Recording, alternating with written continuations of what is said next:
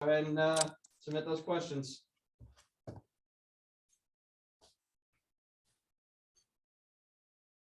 Anybody? John Clay, go ahead. John, when you went back and looked at the tape, was there anything that surprised you about the LSU game? 3 offensive rebounds that they got basically gave them the gap that they needed. And the hustle play that Oscar made to get that last ball, wow. We struggled both on offense. We turned it over with 9 minutes to go or more because Ty was out. So we had 50 points. We end up with 60 with 9 minutes to go. We went 5, 6, but you don't have a point guard in. You're playing without a point guard. So that kind of stuff stood out. But we got stuff we got to clean up. And I started with it yesterday. Make it a little clearer for these guys so there's no confusion. This is how we're doing this. Last 4 minutes, this is what we're doing in these kind of games, because to be honest, 3 games our game, we got a chance to win with 4 minutes to go. And the 3 games we lost, we kind of did the same thing. So that comes back to me. All right, you better do a better job. So last 4 minutes, I can't make a shot for him. I can't get a rebound. I can't fight for him, but I can put them in a position where they have the play they needed to make and they just didn't make it. And then you walk away and say, hey, wasn't our day. But that's not what's happening right now. John Hale will go to you, then Jerry Tipton. Cal, do you have any update on Xavier, kind of what his status for tomorrow is? He's still day to day. He's day to day. And I don't think he'll practice today, but the neck is still bothering him. So it'll be day to day. I know he wants to play against Georgia, and no, he's not doing it out of spite he just wants to play games. But, but it'll be day to day. Go ahead, Jerry. John, I wondered I'm assuming you looked at the tape of the screen that Xavier ran into. What did it look like to you? Legal? I know Jay Billis said he thought Oscar should have called out that the screen was coming. But it kind of happened fast. So he may be right. But when a football player does that kind of crackback, what is it? I'm not sure what you mean. I know, because you don't know football. Anybody know football on here? Blindside block penalty. And what is that, a penalty? Yes. What if you hurt the guy? Well, if it's targeting, you get ejected. But Okay, so why not in basketball? Don't we have something like that? That you can't go up and just blindside a guy that's running. You want to tell me why we wouldn't have that? Well, because. What? Because. What? It's a blindside screen. Even if a guy went up and he knew he was coming and he wanted to do it with his hands showing, that would be okay with me. I don't think the guy did anything dirty. I think it's a rule that needs to be changed. Now, they change rules when there's a shot clock violation late in the Final Four that's not called, when there's a goaltending call that's not called and we lose those. How about we look at this one? Here's another Kentucky rule that needs to be changed. How big a part of basketball or back? Somebody comes up and the defender doesn't know he's there. Isn't that fairly common? You have to give them a step, okay, and they're in the half court. I'm talking full court. This guy's running, and it's a blindside screen. So you're saying the same thing would be, well, what if a lineman goes and blocks a guy, and he's 2 steps from him, and he blocks him, and he's running outside, and they do the flip, and so he gets him. That's totally different than you're running, and all of a sudden you get just whacked. I mean, and they call it NFL. They're all fouls. I'm not saying that anything illegal was done. I'm just saying if that kid came up and he knew the kid didn't have, and he was allowed to put his hands out so not to hurt the kid, I'd be okay with that. But to go and give that, even if it was only an inch or this, and the kid, and it's not just my kids, it's every kid. And we screen full court. I wish my guys could use their hands, not outside their bodies, but they could use their hands to stop the guy so he wouldn't hurt himself. You may not agree. Cal Tucker, go ahead.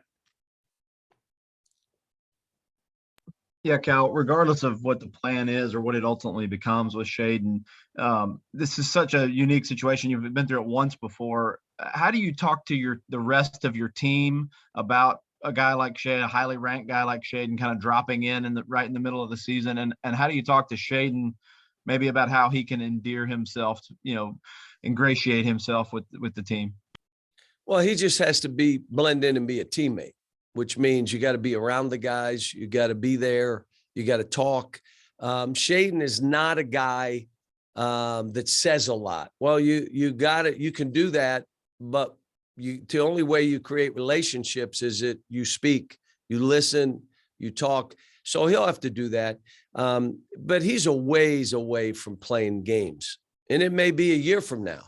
I mean, he's, and they all know. I talked to him. I said, we don't have a plan for him to play this year. Maybe he does, but that is not the plan and never has been. Now, I never said it because I wanted everybody to go crazy. All the other places, well, they may have it. But the reality of it is we never had a plan. If you ask me right now, my guess is he won't play, but you don't know what happens. I mean, we've had injury after injury. This happened, that happened. We're down to 6, 7 guys. I may tell him, look, man, you got to go in 7 minutes a game. You got to play some. But my hope is we're never there. John Wong, you got next. John, I noticed this year that Coach Coleman is very vocal. He's very animated on the sidelines. We're not used to seeing that from an assistant coach. How much of an adjustment is it for you to maybe work with somebody who likes to talk as much as you do? No, he's good. He's got great enthusiasm. And as a head coach, that's what you want to see, enthusiasm. If you walk in our practice, enthusiasm. What I've had him and all the staff do when we're teaching, it's key words. Can't have long dissertations. We're not stopping that long. So whatever you want to say, you better say it in 3 words. And that for all the guys, that's different. But he's got unbelievable enthusiasm, but so does Jay. They all do. If you walk in our gym, I've had people walk in and just say, wow, you see an enthusiasm. And it's what I want. It's what a head coach wants. He wants those guys to be engaged. Now, when we practice, if I'm talking, you won't believe this, everybody else better stop. But short of that, come on, let's go. Get these guys going. John Hill, go ahead. Cal, with Shaden, I understand it's probably unrealistic to think he could be a major piece anytime soon, but what would the argument be for not playing him in blowouts or whatever when you're playing guys who aren't part of the rotation anyway? Could that experience help him for next year, I guess? Not if he's not ready. If I don't think he's ready to be put in a game, I'm not going to do that to him. I'm trying to protect all these kids. And I kind of explain that to them in my vision for how you need to play. In most cases, it's, I want you to be aggressive. I want you to do what you do best, but I also want to protect. You got to get in unbelievable shape. He's not even close to that. You got to be able to play fast, yet still be skilled. This isn't, my pace. I'm still working on freshmen that have been here the summer, the fall, and months, and they're still not playing I'm still working on a couple guys that have been here 3 years. That you got to play with more intensity, more fight. You have to fly. You can't run at your speed. Run faster than you think you can run. It takes time, and to create a new habit is hard. And so, I'm not going to put him in a situation where he's not ready to go in. Yesterday, I had him jump and touch the rim with his head, which he did. And then we watched him shoot and he jumped that high. Whoa, wait a minute. You put your head on the rim and you jump this high for jump shots? What are you talking about? And so all the stuff I'm trying to do is bring out a point. We ran, he didn't make any shots. I said, listen, kid, you don't have to make them all. Can't miss them all. Can't miss them all. And just because you're running, that's not it. So it's first day. This stuff is all new. When we start going and he's going live, he's not even gone live yet. That's when we'll figure some more stuff out. Right now, I want him to get acclimated. I want him to get to know his teammates. He's got a sweet mate, but I want him who's taking him under their wing and helping him. I would say it could be Xavier, but right now he's just trying to get healthy. Christos, we'll go to you and then Dick Gabriel. Hello, Coach. Hope you're doing well. Coach, speaking about Ty Washington and his season so far with you guys, what type of challenges you put on him, on his game, and how satisfied you are on the way that he acclimated and the way that he reacts through the challenges that you put on him? Well, he's done fine. I mean, he's quietly done the numbers that he's done as a freshman. But now he's going to have the opportunity that Tyrese Maxey had, Jamal Murray had, and some of the other guys that were playing off the ball. Now you're going to play on the ball. Now you look at those guys now professionally where they're playing. So I'm anxious to see him. I told him, what a great thing for you. You get this chance. Now, everybody on this call knows the guy that stirs the drink for us is Xavier. But you got two guys that can play that position and run our club. I told him, you got to sub yourself before TV timeouts. You can't try to play every minute. I mean, yesterday he was really good. And we'll see what happens for us if he's that guy. If Xavier cannot play, the ball will be in his hands more. Dick Gabriel and Keith Farmer. Yeah, John, I don't know if you saw it, but Tyler Hero got leveled by a blindside block. I think it was last night, and he ended up getting in a fight. But I'm wondering more specifically. Did he really? Yeah. Yeah. I Big mean, guy from Portland. Dick, you think about it. In football, they don't let you do that. Are you ready for this? They got pads, shoulder pads, and helmets, and they don't let you do that. Now, we could say, well, what about the offensive line when the guy goes around and he hits them? And you can say all you want, but in football, if you do that and you're nasty about it, you're thrown out of the game. Like if you move to hit a guy, you're out, go. All I'm saying is, if you're going to let that thing happen away, have the guy have his hands up, because all he's trying to do is stop the guy. Well, stop him. Get your hands up so he doesn't get whacked. But I don't know the answer, but if you said to me, he got absolutely whacked, what do you think he did? I probably would say Tyler Hero. He gets up swinging. He did. Yeah, I would figure that.